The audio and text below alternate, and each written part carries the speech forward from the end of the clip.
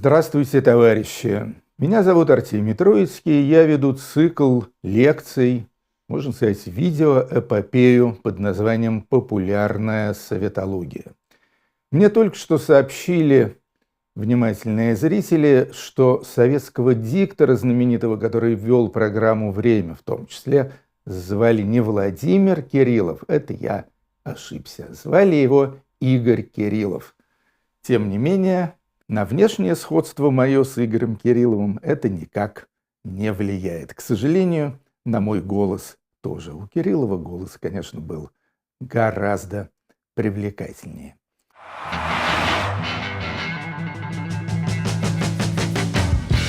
Итак, мы ознакомились с вами с философской основой советской идеологии, марксизмом, ленинизмом.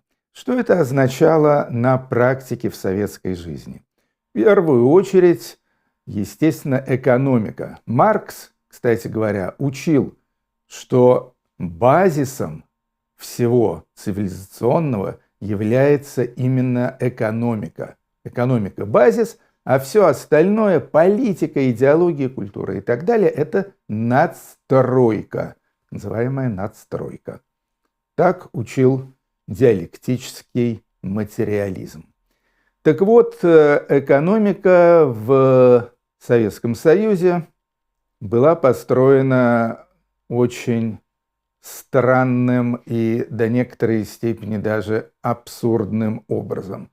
То есть вместо того, чтобы развивать предпринимательство, конкуренцию, устраивать так называемое рыночное отношение, экономика в СССР была плановой. То есть делали не то, что нужно людям, а то, что вот пришло в голову каким-то начальникам. Они это планировали, это и производилось, даже если никто этого не покупал. Ну, с какими-то бытовыми последствиями этой глупой политики мы познакомимся чуть позже, когда будем говорить о советском снабжении, о том, как люди в Советском Союзе, скажем, питались, что они покупали в магазинах и так далее. Вот сейчас только можно сказать, что существовало такое учреждение под названием Госплан, которое планировало все экономические, все производственные, да и сельскохозяйственные тоже аспекты советской жизни. Никаких материальных стимулов для того, чтобы люди как-то продуктивно и с хорошим чувством работали, в Советском Союзе не было. Людей предприимчивых, так их просто-напросто сажали за вот это самое частное предпринимательство. К частной собственности вообще никакого уважения не было. Ну, если не считать там, скажем, какие-то вещи, которые люди купили, типа квартиры или там бутылки молока. Не было ничего такого, что заставляло бы людей фантазировать, быть предприимчивыми. И поэтому люди работали вяло. Вяло, плохо. Ну, естественно, там внедрялись какие-то моральные стимулы, типа заслуженный артист, герой социалистического труда и так далее. Моральные стимулы действовали далеко не на всех. А все прочие работали по принципу «где бы не работать, лишь бы не работать». Я сам очень недолго работал в научно-исследовательском институте в городе Москва и, в общем-то, знаю, как это происходило. Люди занимались своими делами вместо того, чтобы вкалывать и видеть какую-то отдачу от своей работы. Это касалось и рабочих на производстве, и колхозников, да, в общем-то, и творческой интеллигенции во многом тоже, хотя у творческой интеллигенции, естественно, были некоторые иные стимулы, типа там самовыражения и так далее. Зарплаты в Советском Союзе были очень небольшие, отсюда еще одна популярнейшая пословица: «Мы делаем вид, что работаем, а они делают вид, что платят». И, в общем-то, это был в Советском Союзе универсальный закон. Помимо Советского Союза было еще некоторое количество так называемых братских социалистических стран, в которых эти законы действовали. Действовали они там по принуждению, поскольку после Второй мировой войны эти страны попали под советскую, ну, естественно, это не называлось оккупация, но, скажем так, под советский патронаж. Возникли организации типа Варшавского договора и так далее, которые держали эти страны в узде. Ну, страны в основном Восточной Европы, немножко страны Южной Азии, а также одна страна даже в Латинской Америке, остров Свободы Куба. Все остальные страны, а их было подавляющее большинство, они были, в общем-то, ну, отчасти они были полем конкуренции между Советским Союзом и Соединенными Штатами Америки, Варшавским договором и Организацией НАТО. Вот, это всякие страны, скажем, африканские, большинство латиноамериканских, азиатские и так далее. Там периодически шли войны, то во Вьетнаме, то в Корее, то в Анголе, то еще где-нибудь. Главные враги-то, конечно, были вот эти вот самые американцы и так далее. И с ними в Советском Союзе, который я знал, с ними шла так называемая холодная война. Поскольку, в общем-то, в экономическом отношении, конечно же, Штаты, да еще и вкупе со всякими западноевропейскими странами, Западной Германией, Англией, Францией и так далее, в общем, они были, конечно, посильнее, чем Советский Союз. Поэтому холодная война складывалась для СССР не самым удачным образом, но больше всего в СССР боялись, конечно же, горячей войны. Поэтому я бы сказал, что вторым по значимости политическим и идеологическим советским лозунгом, ну, первым, естественно, был «Наша цель – коммунизм», строительство коммунизма там и все такое прочее. Коммунизм, кстати говоря, собирались построить к 1980 году, то есть в 1961 году на 22-м съезде КПСС Хрущев объявил, что нынешнее поколение советских людей будет жить при коммунизме. И сказал, что это будет через 20 лет. Ну, потом тоже была шутка, что, значит, вместо коммунизма в 80-м году решили провести Олимпиаду. Ну, Олимпиада, кстати говоря, частично бойкотировалась, но тем не менее прошла.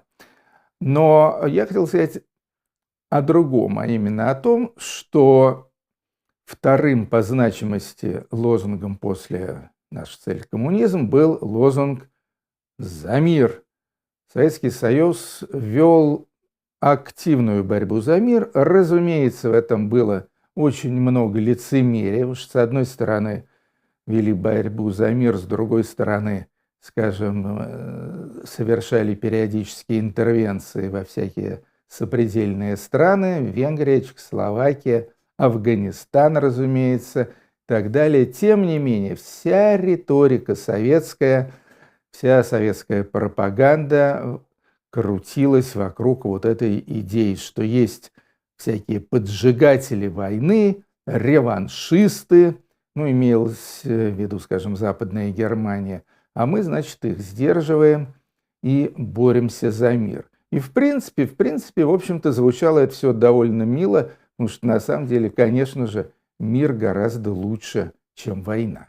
Наверное, третий главный лозунг советского времени после коммунизма и мира все-таки был экономический. Труд. Плакаты «Мир, труд, май» всегда доминировали на первомайских праздниках.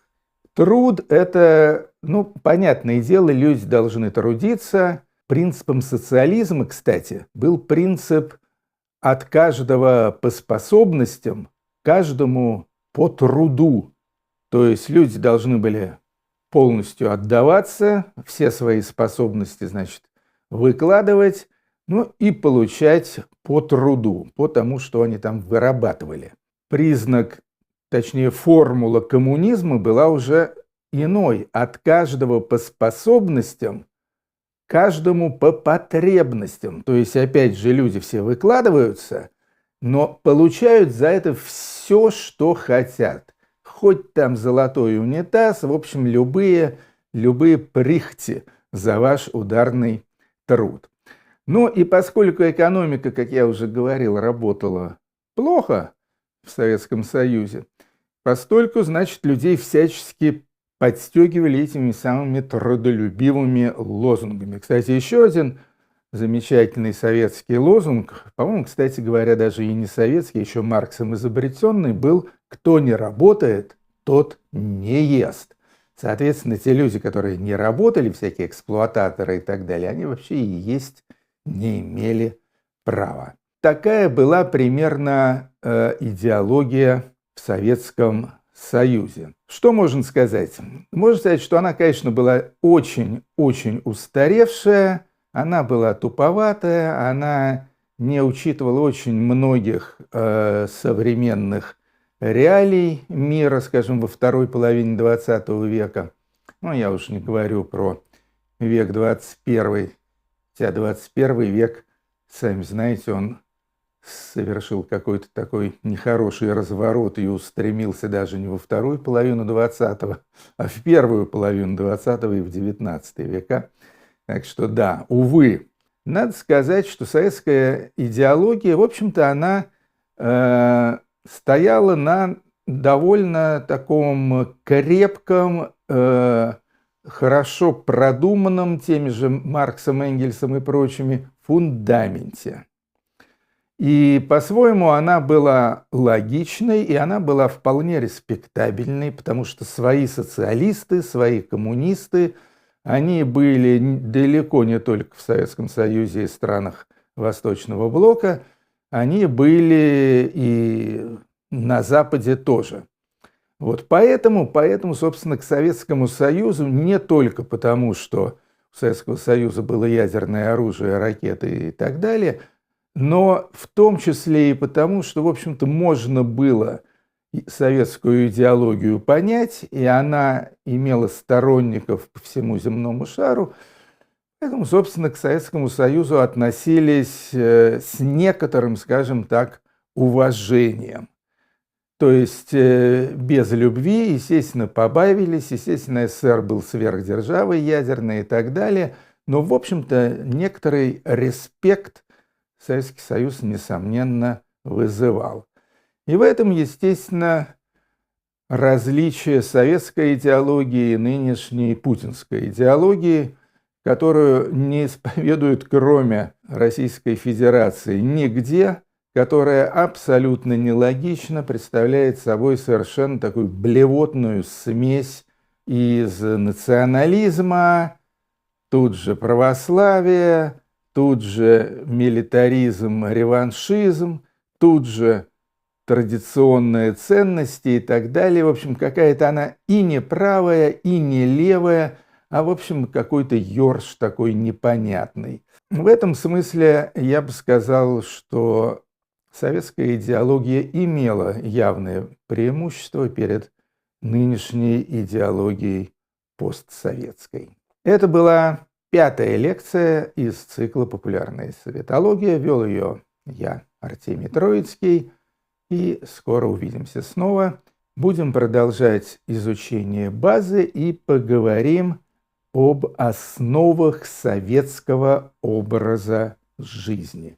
Уже не с идеологической, а вполне практической точки зрения.